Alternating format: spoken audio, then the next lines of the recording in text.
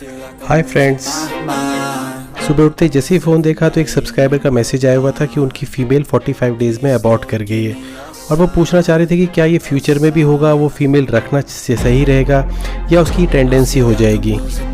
इस तरह के अबॉर्शंस के ऊपर मैंने वीडियो भी बनाया हुआ है और उसके अंदर मैंने मेडिसिन्स भी बताई हुई हैं कि क्या क्या मेडिसिन्स प्रोएबल अबॉर्शन होने वाला हो तो देनी चाहिए, जो हेल्पफुल होती है, और क्या क्या प्रिकॉशन लेनी चाहिए। चलिए, मॉर्निंग तो हो चुकी है, अब हम लोग वॉक पे जाएंगे, साथ में इस बारे में डिस्कस भी करेंगे। मॉर्निंग में मुझे आपको पता है जैसे कि मैं उठते ही सबसे पहले बर्ड्स को देखता हूँ, तो चलिए पहले बर्ड्स को देखते हैं।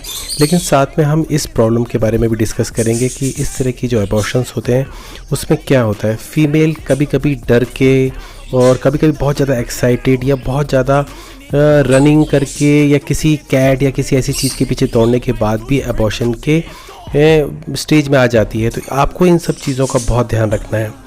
देखिए, उठते ही ना बर्ड्स को देखना, वाओ क्या अमेजिंग फीलिंग होती है, खासकर लव बर्ड्स को। लव बर्ड्स के जो कलर्स हैं, जो इनका जो बैठने का तरीका पेयर्स में और जो एक दूसरे को प्यार करते हैं, ये तो बहुत ही रोमांटिक लगता है। और साथ में सुबह उठते ही ना बहुत ही अच्छा लगता है।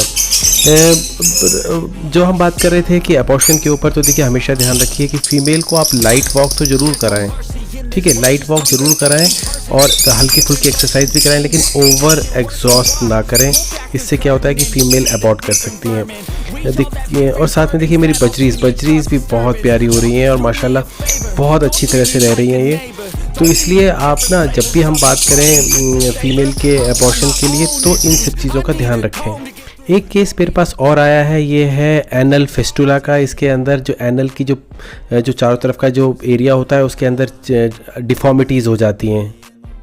देखिए, दो मेडिसिन जो इस केसेस में बहुत अच्छा काम करती हैं वो है हेपासल्फ और साइलिशिया।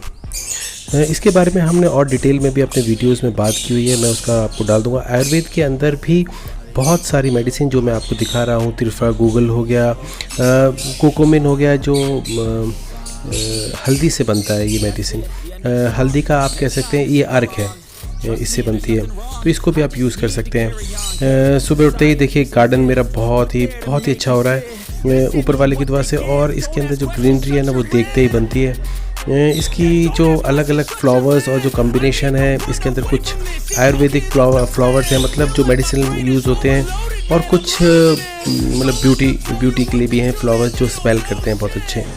अब बात करते हैं हम एनल फिस्टुला की। तो इसके अंदर जो सबसे मेन जो बेसिक प्रॉब्लम होती है वो होती है डॉग के गट हेल्थ डॉग की अच्छी होनी चाहिए। अगर आपकी गट हेल्थ अच्छी नहीं है डॉग की, तो आगे चल के इस तरह के इश्यूज़ आते हैं। तो इसलिए हमेशा ध्यान रखिए कि अगर वो कॉन्स्टिपेटेड है तो उसको नक्स वोमिका चाहे कम ही दें, आप दिन में एक बार दें, लेकिन देना शुरू कर दें। अगर फिस्टुला जैसी प्रॉब्लम हो जाए तो उसके अंदर तो फिर आपको मेडिसिन चलानी पड़ेगी। हेपासल्फ और साइलिशिया इस तरह के केसेस में इन्फेक्शन को रोकती हैं। अगर पस या कोई डिस्चार्ज हो रहा है तो उसको ऊज आउट करके उस ज़ख़म को भर देती हैं, और इसके बाद में फिर ये आगे नहीं होता। और इसको लॉन्ग टर्म भी दे सकते हैं। क्यों? क्योंकि होम्योपैथिक मेडिसिन ना लॉन्ग टर्म देने के बाद में भी साइड इफ़ेक्ट्स नहीं देती। तीसरी, मेरे पास में एक सब्सक्राइबर का मैसेज आया कि उनके डॉग के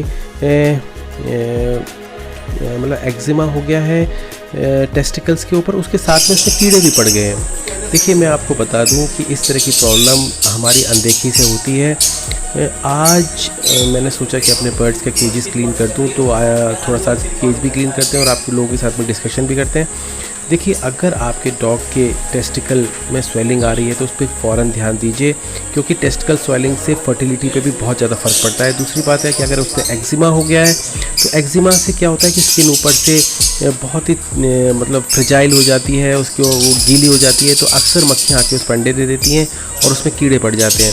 मैगट्स के लिए ऑलरेडी मेरा एक ट्रीटमेंट है, आप जाइए ड्यूरेबल कैनल मैगट्स डालिए, तो उसमें बहुत सारी मेडिसिन दी हुई हैं, जिसके अंदर टर्पेंटाइल ऑयल हो गया, डीमैग स्प्रे हो गया, बहुत सारी मेडिसिन हैं। साथ में स्क्रोटल एक्जिमा के ऊपर तो खासकर मैंने 2 वीडियोस बनाए हैं, जिसमें होम्योपैथिक मेडिसिन बहुत अच्छी आती हैं।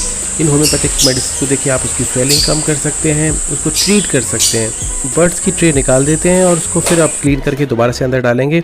एक और केस आया मेरे पास में जो ओवरडोज का था आइवरमेक्टिन के लिए। तो आइवरमेक्टिन की ओवरडोज के लिए मैं आपको डोसेज लिख देता हूँ।